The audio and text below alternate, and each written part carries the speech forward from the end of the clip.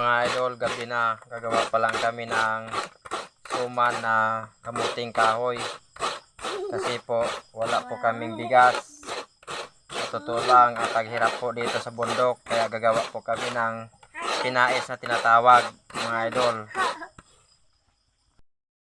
Bale, ito na po ang kanyang na inid-id ng mga idol at napigaan na po yan.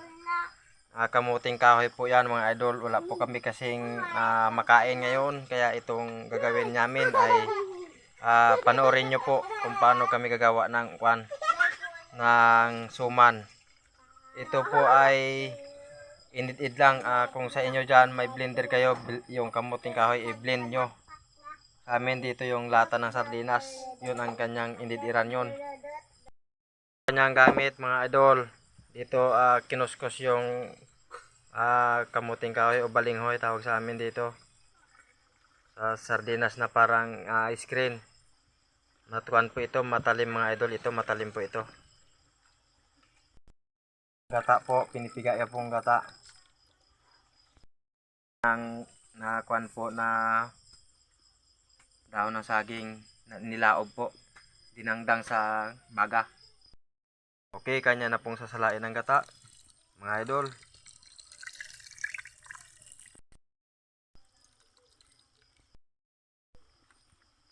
At kanyang lalamasin mga idol yan, parang harina.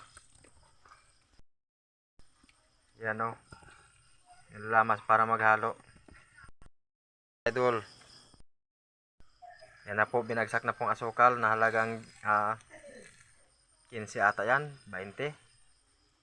Yan. Po dito mga idol ngayon sa bundok. Sa totoo lang wala po kami talagang bigas ngayon. Mabuti binigyan kami ng dalawang kutsaba na kanya nang sinaing kanina. Umagahan naman mga idol para bukas ito.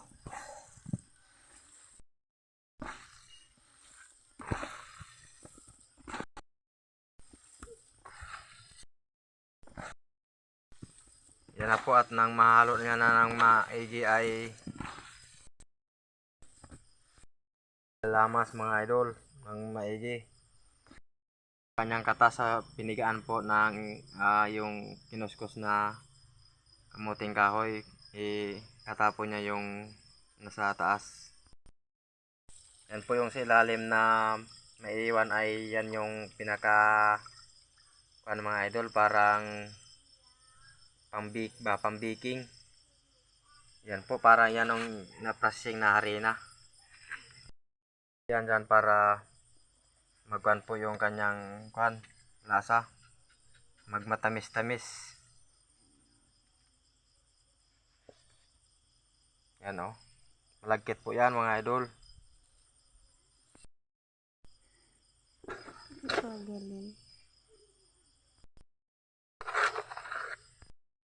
Para maghalo. Yun yung malagkit niya na natira sa tining, yung tawag tining. Yan na po ay magagawa na ng suman po.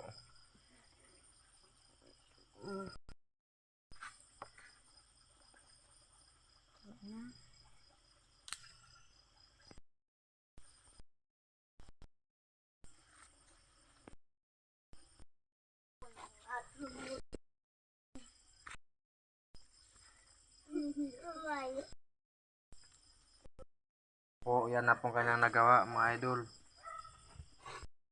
Laki pang panan po, adult, para isang suman ka lang, solve ka na, busog na busog. Bali, ito na po ang kanyang nagawa mga idol. Nagugas na po siya ng kaldero at ito iluluto na po. At doon mga idol ay naglalagay na sa kala ng ng kahoy.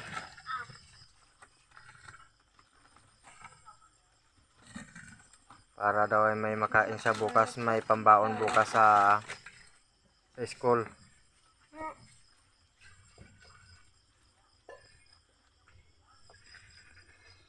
Ayusin mo kuya.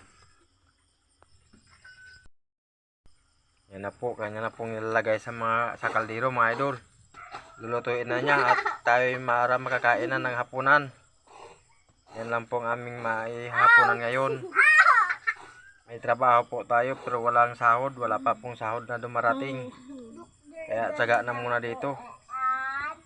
Mga idol, taghirap ka kasi ngayon. Talagang tsagaan lang talaga ang buhay.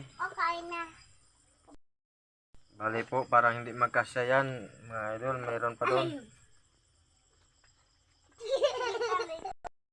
Sa mga idol ito. Kasya isang kaldero ito mga idol. Yun. Okay na mga idol, isang kaldero lang talaga.